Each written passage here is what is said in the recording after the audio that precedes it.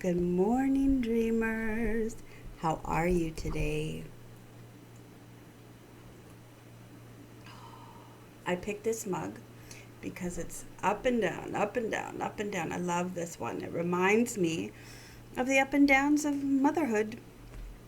And it's a very, very busy mom season right now. And I'll be honest, it's a busy dad season too, but I have never walked in the shoes of a single dad. And I can just imagine how tough it is. And whether you are married or single, doesn't matter. If you have kiddos, this is a tough season. It's a harder season for people that don't have kiddos because we see so many posts about back to school on social media, and I think back to school season is harder than Mother's Day or Father's Day for people that don't have kids.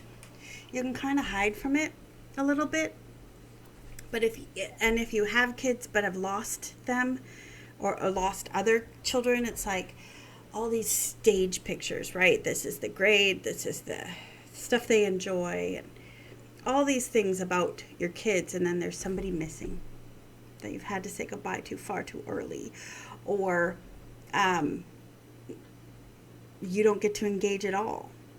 Even though there's wonderful, lovely children in your life, you don't have any that call your name when they're stressed. And it's a tough go. And there's a lot of ups and downs to life. And there's going to be. There are going to be ups and downs to life. Trauma triggers, additional trauma, and kind of bookending or sequeling yesterday's. Still we worship. Still we go on. Still we find reasons to laugh and celebrate.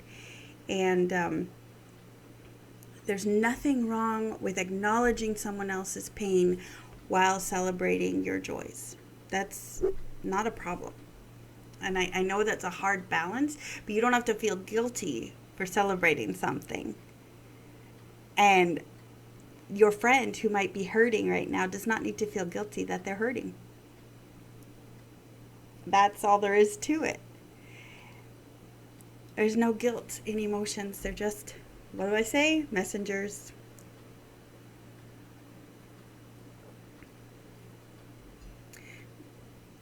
So, whatever you're going through this weekend, this long weekend, whatever it might be, memories of good things or crying over kindergarten. I personally am crying over high school because I found high school release harder than kindergarten release. Yesterday we walked to and from the school, so he knows the path to take, and I could see his nerves coming out. And I was probably, unintentionally, but probably projecting my nerves onto him too. It's not going to be an easy transition for him. He's a very unique specimen, and I have to remember that Jesus loves him more than I do, and that boggles my brain.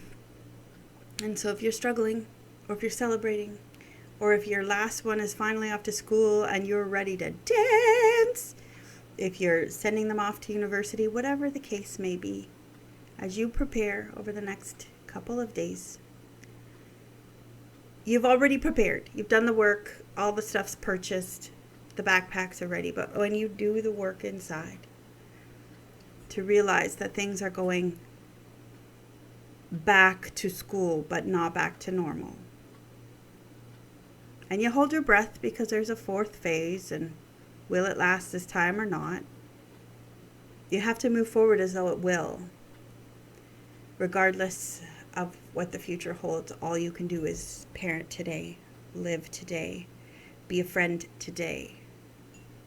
Yes, in light of eternity, in light of the future, in light of... But you can't live there or you'll become overwhelmed. So whatever your ups and downs, whether emotional, maybe physical, maybe mental, maybe familial, whatever those look like today. Surrender to the ride. But don't forget, at the end of it, get off. Remember, amusement park rides are short. The lineup is a lot longer, the waiting, but they're short.